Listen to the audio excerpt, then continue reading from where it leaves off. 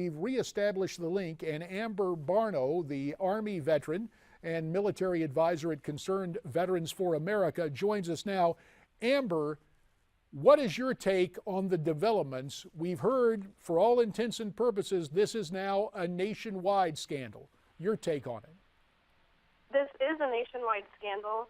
As we've seen over the past weeks, more and more whistleblowers are coming out with allegations against the VA that they have been cooking the books. The most recent one was a VA social worker in Chicago, where she said there has been multiple secret waiting lists, just as we heard with the scandal in Phoenix with Sharon Hellman, that they are essentially using that 14-day waiting period and using the secret waiting list as a way to get bonuses. So if they ensure that their books reflect that they're upholding the 14-day standard, they then will receive bonuses, the administrative officials and the doctors. And so this just dives into more of the ethical issues within the VA, that some of these employees care more about themselves and their bonuses than the veterans that they're there to serve.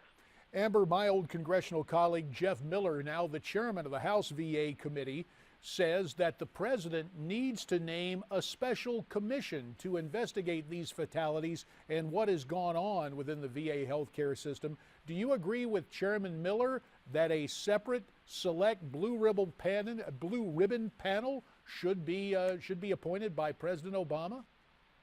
I do. I think that the administration, as well as Secretary Shinseki, has taken a very apathetic stance to what's going on in the VA right now, and they're very much okay with the fact that the VA Inspector General is investigating right now, and that they've decided that there's going to be this nationwide audit of all of the VA facilities. But we all know how bureaucracy works. It is not going to get to the bottom of the issue, and we need some external eyes on the VA to figure out what is wrong. There needs to be more done than just saying, well, we'll hand it to the VA Inspector General and expect to have any sort of change. Amber Barno, you are a veteran of recent deployment. When you talk to those with whom you served in the military, obviously part of a younger demographic, are you folks even thinking about VA health care as the years pass, or do you think there should be an option to opt out of VA and take taxpayer funds with you to seek some other sort of health care? Well, that is a very important issue right now, especially with the post-9/11 unemployment rate the way that it is. It's over the past year, it's been all over the place, sometimes up in the double digits. And so when people transition out of the military, quite often when they are unemployed or looking for their first job out of the military, they are having to rely solely on health care from the VA. And so that's when the whole backlog issues come in.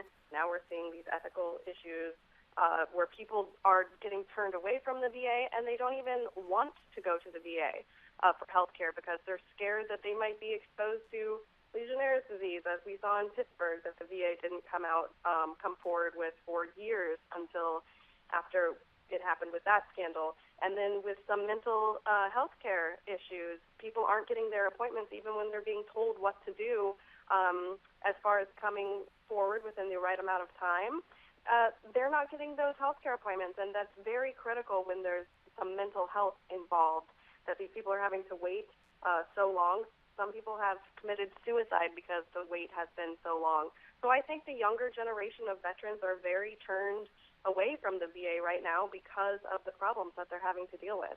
Amber, John Bachman here sitting next to JD, and I want to take that a little bit further here and ask you, what do you think the future implications might be from this? I've talked to a lot of vets who, when they talk about the VA and especially the benefit cuts we've heard about as well, they mention the term broken promises. Do you think this issue, as well as some of the other cuts that have come for benefits to our veterans, could eventually hurt recruiting for our armed services? I think it could. I think that bottom line is people don't join the military because they think they're going to get these amazing benefits afterwards. They join the military because they want to be a part of a greater good and serve their country and really be a part of protecting our nation for future generations. But I think that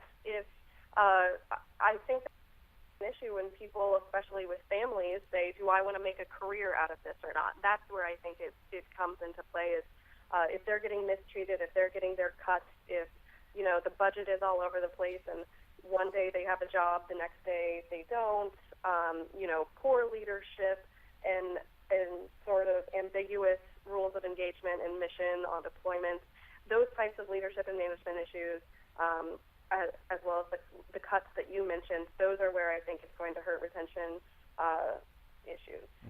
Amber, only about a minute left. Stick with me on this. I was listening to you talk about the high unemployment rate for veterans. Just wondering, almost comes under the realm, we've heard the saying, physician, heal thyself. If there is a change within Veterans Affairs, should there be incentive to hire true veterans to go to work in the healthcare system and in that bureaucracy to clear it out and clean it up? I think that they should. A large percentage of employees at the VA actually are veterans, but unfortunately, if for anyone who's ever applied to a federal job or used the USA.gov website for employment, it is just as hard to apply for a job through that website, which is where you would apply to work at the Department of Veterans Affairs, as it is to get into the VA healthcare system. Wow. So you may apply and you will not hear back from them for sometimes a year just to get the acknowledgement of your application. And it's so sad to say, but it is true. Amber Barno, we appreciate your perspective. Our time is slipping away from us, but we will have you back to talk more about this scandal and the treatment of vets just back from deployment. There is more to come on America's Forum. Please stay tuned.